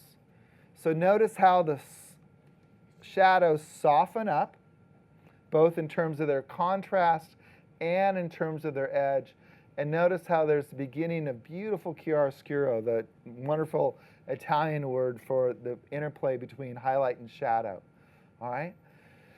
She's facing the wall, and I want to emphasize this. If you can get your light coming at your subject's nose, you can actually even shoot hard light, and it's not going to look bad. When the light crosses the nose, you may have some challenge. So here I'm still firing at the wall on the left of the camera, but I had her rotate 90 degrees just to show the effect of, in this case, the fact that that nose shadow is more apparent on her cheek. It's not a deal killer, right? If the geometry of your shot is such that the subjects can't point their nose at the light source, it's not a deal killer because I've now turned this big wall into the beautiful softbox that I don't have with my on-camera flash. Now, a lot of you, when you start out with Speedlights, you go, oh yeah, I remember, I'm going to bounce it off the ceiling. I see this a lot, all right? I see this a lot. Ceiling bounce is my least favorite. You can tell from my sunburn today that I have deep set eye sockets because when I went kayaking in Morro Bay on Monday, and there were nice clouds, and I thought, oh, I don't need sunscreen, famous last words, and we're an hour across the bay, and the ozone hole finds me very quickly when the clouds go away. My sons thought, oh, you're wearing sunglasses because your eyes aren't burned. No, I just have deep set eye sockets, and my sunburn today is a proof of that. And we have that same challenge when we bounce flash off the ceiling of a room. People who have deep set eye sockets, when you bring the light down from the top of the room by bouncing up there, are going to have raccoon masks, okay? Much better to find wall bounce. This isn't bad. The light's very soft, but notice that the eyes don't sparkle. That catch light, that highlight in the eyes is gone. So here we go. Let's take a look. Wall bounce, nose to the light. Wall bounce, nose away from the light. And then ceiling bounce. Notice on the wall bounce, both of those have defined catch lights. But on the ceiling bounce, it's not bad, but it's not great. If you don't have a wall close by, maybe there's a big guy with a white shirt and you can bounce the light off of his shirt, all right? Maybe there's a sheet. Maybe you've got an assistant with a reflector, all right? Lots of different options if you can bring that light to your subject sideways. Now, this is kind of gets into the metaphysical aspects of flash photography. On-camera Speedlight angled to an adjacent wall bouncing off the wall, is that on-camera flash or off-camera flash? I'm going to say it potentially is off-camera flash, but we can talk about that a different day. All right, so there we go. That's where we started, and that's where we ended. And bringing that light in from the side, in my opinion, is the best. Second to that is coming in off the ceiling. And by the way, if there's no ceiling, even or if it's way up there or it's a really dark color, all right, you can put your hand, make rabbit ears, put your hand right behind the Speedlight as it's pointed up and fire some very usable light forward, all right? So let's talk about that nose shadow business for a moment. When the subject's nose is pointed at your Speedlight, even if it's an unmodified Speedlight, it's not really offensive light. It's not really offensive shadow because the shadows drop naturally. But when you have your Speedlight going across the nose of your subject, you're casting that shadow on the broad side of the face. So if you're running and gunning and you are limited to what you have in terms of the modifiers for your Speedlight, put the nose to the light when you can. Now, I'm going to move really fast. I've got maybe 20 minutes left, and I want to answer some questions. I want you to think about your work as a Speedlighter as a matter of shadowing, not lighting. The lighting part is really easy. Just throw a bunch of light out there. And we all think, oh, I need to learn to light. Let me suggest what you really need to do is to learn to shadow. Shadow makes all the difference in the world. Light shows you the subject. I'll say it again. Light shows you the subject, but shadows reveal the depth and texture in the shot. The key is to learn to shadow. So my mantra is to create interesting light. You have to create interesting shadows. So look at the light and think about those shadows. Let's talk about shadowing a little bit. Soft shadow, hard shadow. Among the things that shadows can tell us is where the light source is in the photograph. So every magazine ad, if you're just going to assume that Photoshop didn't exist, which of course in glossy magazines is not the truth, but they'll give you free lighting lessons regardless. You can say, how would I engineer the lighting in this shot? And say 100% of the shot is created by the camera. Well, know that the shadow points to where the light source is. If the shadow comes towards you in the frame, then the light source is behind the subject. If the shadow goes away from you, then the light source is in front of the subject. You can also tell from the edge of the shadows roughly what the size is. And by rough, I mean small and large, kind of like Goldilocks. You can't say, oh, that was definitely a 14.2-inch octagonal softbox. You don't get that kind of information. And that's okay, because there's lots of ways in photography to get to the same result. Okay? But what we're interested in is understanding, with the resources we have, what can we use to get to that result. So lighting shows you the subject. Shadows reveal texture. There's a quick comparison. It's not about lighting. It's about shadowing. Shadows are created by taking your flash away from the axis of the lens. So this on-camera flash, off-camera flash business, when you have a light in the hot shoe and it's going straight to your subject, it's lighting both sides of their face equally. For that photograph of Diallo outdoors in the bright New Mexico sun, that's exactly what I wanted. I wanted equal light on his face because his face was in shadow. And I don't mind that it's going right down the axis of the lens because it's fill flash. But when I'm trying to do something more dramatic, and my flash becomes, particularly when my flash becomes the main source of light in the shot, I really want to think about the shadows that I'm creating. So Speedlight heading even to the nose of the subject lights both sides of her face equally. Nothing wrong with this shot. But notice, for instance, the texture in her blouse here. You don't really see it. She does a quick model move. I do a quick move on the light, and I'm casting it to the side, and all of a sudden, there's a lot more texture and depth in that shot. So on-camera flash and off-camera flash. Huge, huge difference in the quality of the shadows that we're going to get out. So as your skills begin to progress as a speedlighter and you become comfortable switching modes and using flash exposure compensation or setting power manually, the next frontier for you is going to be to think about how you can take advantage of your Speedlight off camera. Here's another shot.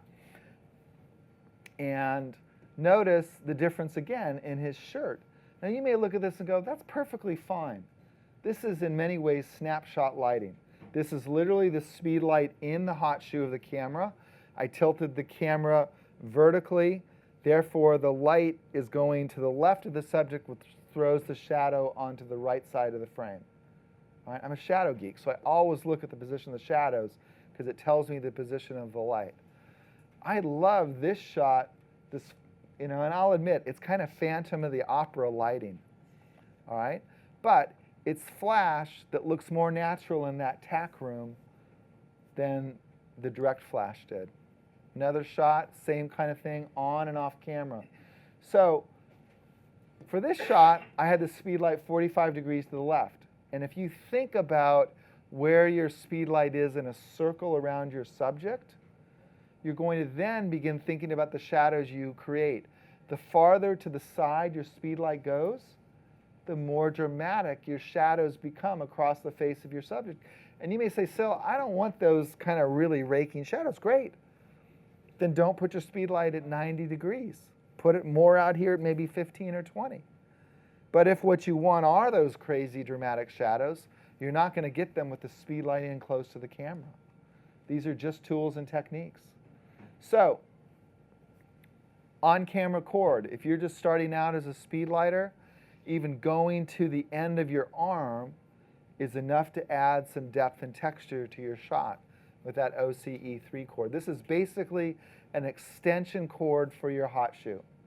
All right? It looks exactly like the foot of your Speedlight on one end and exactly like your hot shoe on the other end. If you're a wedding shooter and you're using a flash bracket, you can find it's a great way to move your flash away onto the bracket. The great thing with the Canon system is if you use a Canon specific cord, the camera doesn't know the Speedlight's on the cord, so you still have full control via that on-camera menu system. And there are longer cords that allow you to move your Speedlight farther and farther away if that's of interest. And of course there's radio, which allows us to have complete control. And then between long cords and radio is the old optical wireless system. Hard light and soft light. Hard light is really a matter of saying the shadows have hard edges. It's about shadowing, it's not about lighting. But we still use the words and we say hard light, but really what we should be saying is hard shadows. Because when we have soft light, the shadows will literally disappear. They become so soft. And you already know this, right? Regardless of where you live, you know that if you're walking on a sidewalk in the afternoon with a cloudless sky, your shadow has a very defined edge that somehow walks along with you.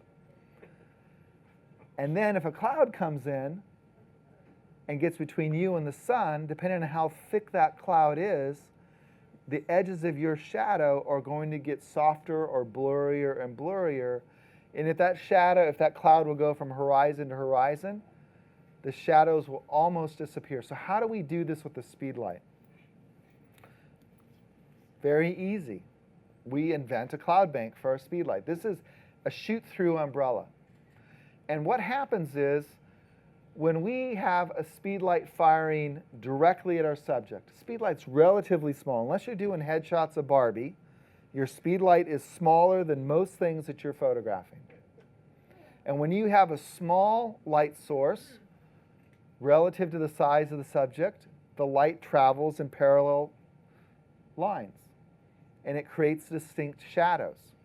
If we can make our Speedlight appear much bigger by using any of a number of different modifiers, and I'll race through my favorites in a moment, then what happens is we send light at the subject from a very wide set of angles. And believe it or not, the light that's coming in from on this side of the umbrella is actually creating shadows on the other side. But the camera doesn't see those shadows because those shadows are being filled by the light coming in from the other side of the umbrella, which of course this light ray is casting a shadow over here that's filled. And so again, the reason that we talk about hard light and soft light, hard shadows and soft shadows, is because we want to have this control. Hard light is not inherently bad, and soft light is not inherently good. Too much soft light can make for a very flat scene. But having the kind of light, and more importantly, the kind of shadows that you want in your shot, is really the important thing to understand here. So again, hard light, Speedlight, throws out a full spread of light. Only a small percentage of those light rays are lighting yours truly. I use some sort of modifier, a diffuser panel, an umbrella, a softbox. Now all of a sudden the light that's coming at me is not coming from the Speedlight, believe it or not. The diffuser becomes the light source. So if that diffuser is 4 feet across, now I've got light coming from a wide set of angles and creating softer light. When we were looking at the different styles of pan and bounce, I was literally taking the wall or the ceiling and turning it into the light source. So I'm taking a Speedlite that's about 6 square inches, and I'm turning it into a light source that's measured in feet. Very, very easy idea. Now there are a number of modifiers that you can use to make your Speedlite appear bigger, that you can use to make soft shadows. If you're just starting out, spend 35 bucks and get a 5-in-1 reflector kit. It's called a 5-in-1 because you get this metal ring diffuser disc. This is a translucent fabric. And then you get this zip-off cover, and depending on which model you buy, it'll have 4 different fabrics. So this happens to have a gold-silver zebra pattern, a black, a white, and a silver. And each of these patterns, 3, will give you different qualities of light. What do you use the black for? Well, one thing you can use it for is you can put right behind your subject and create an instant black background. All right? And let's take a look here. So you've got one light.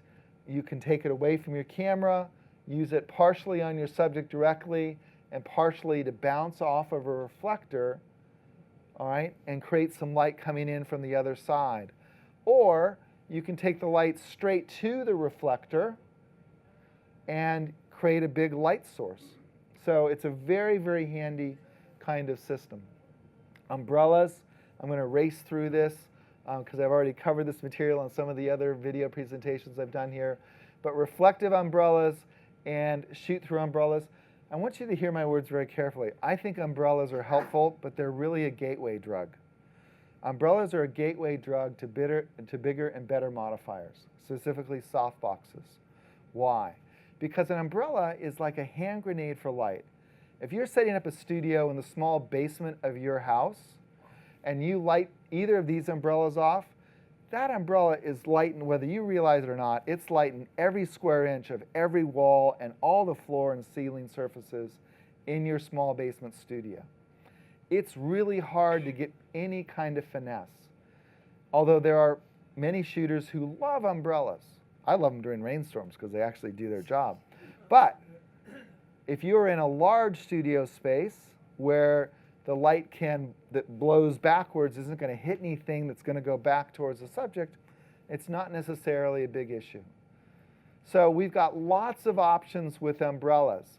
If you move the light in the umbrella closer to the camera, you've got more even light across the face of your subject. If you move it farther to the side, you're going to have more dramatic shadows. So where you place this, when in doubt, start at 45 degrees.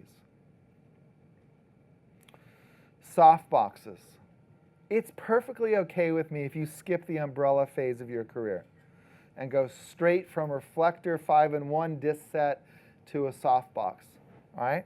So Impact, which B&H sells, produces, and frankly many manufacturers are now jumping on this bandwagon, a collapsible softbox. Now what's the difference between a softbox and an umbrella? Well, one, a softbox has a flat front. But more importantly than that, it has opaque sides. So if you're in a small space, the only place that light's coming out of this softbox from is the front panel. It's not coming out the sides, it's not blowing off the wall. So you can get a much higher degree of control with the softbox than you can with an umbrella.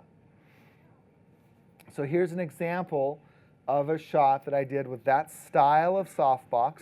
I happen to be using a larger one, 30-incher, as I recall, for this shot. But it's a very quick and easy way to create soft light. There's another line of softboxes that I'm addicted to made by a company called Westcott. And the Westcott Apollo softboxes, in my opinion, were built for Canon Speedlighters. All right? Why? Because with that on-camera control, we can zip Speedlights inside this softbox. It's got a silver foil background and a diffuser front, and the Speedlights go on the inside. And because you fire the Speedlights backwards into the foil, it mixes all that light up before it comes through the front diffuser. So these set up very much like an umbrella, but because of the foil sides, they're opaque. So they create big, soft light sources. And in this case, I happen to have, this was pre-radio, I happen to have the master here on a cord connected to my camera, and I'm using the LCD menu on the back of my camera. And even with radio speedlights, if you want to put everything inside the softbox, this could be a radio master that the cord is controlling, and then you've got the slaves there. This is the kind of light you can get out of an Apollo softbox. Really sumptuously beautiful.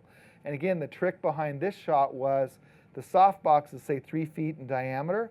I had maybe 12 inches lighting Naima, and the other 24 inches was positioned so that it threw the light behind her onto that back surface. There's another softbox. If you shoot events, the Impact Micro, it's about this big. It straps on with a little bungee elastic strap directly to the head of your Speedlight, and you can create beautiful soft light. All right?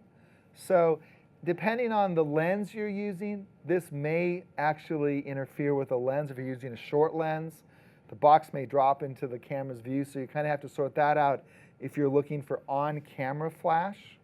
But if you're looking for off-camera flash, it's very, very handy. And that's an example. You can literally see there's that small softbox right in the corner, and you can see that it creates beautiful light. Beautiful light. Now, a couple of other strap-on options for you.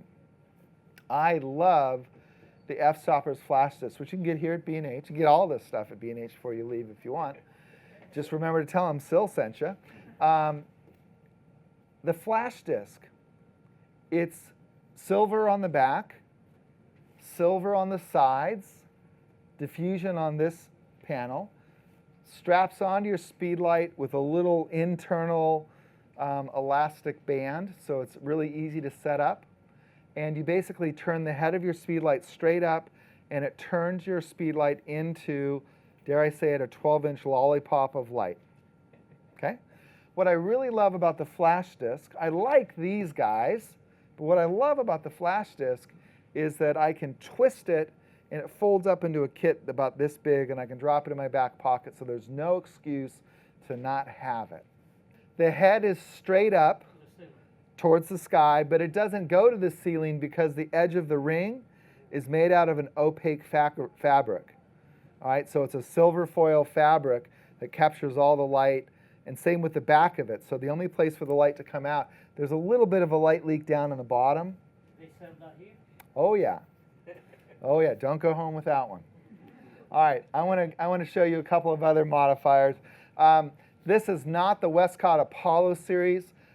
These are the rapid boxes made by Westcott, and the difference is these open and close like umbrellas, but the Speedlight mounts on the back.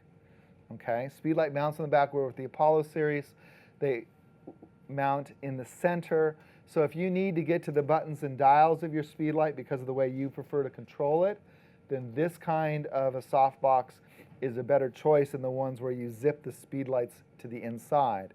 If you have remote control, then I prefer the ones on the inside because we can get a bigger softbox and softer quality light. There are softboxes that will allow you to mount a couple of Speedlights instead of just one. What's the advantage? Well, the advantage with 2 Speedlights firing in a softbox is not that it makes the light any different coming out the front. But what it does provide is you can get a faster recycle time because now those 2 Speedlights are working at half power rather than 1 Speedlight working at full power. You put those 2 Speedlights on battery packs if they're 600s, and you can get your recycle time to be very, very short, which is helpful if you're shooting seniors and you've got music playing or whatever. High school seniors, not the other kind of seniors. Okay, on and on. All right, I want to show you this gadget really quick. And if you can't remember this, just go to my blog, Pixelated, and put in monoball swivel, and it'll tell you the parts.